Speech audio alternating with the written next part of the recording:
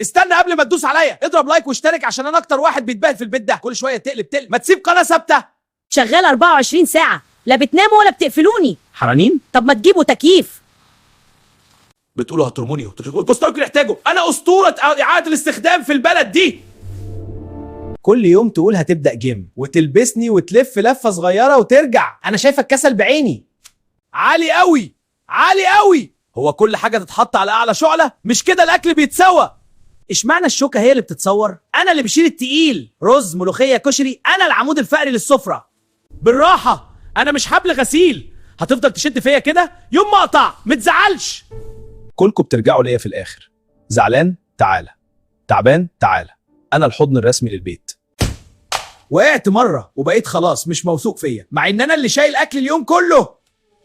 أنا الفرق بين كآبة ونشاط. دوس زرار واحد واقلب مود المكان كله، مش قليل شغلي.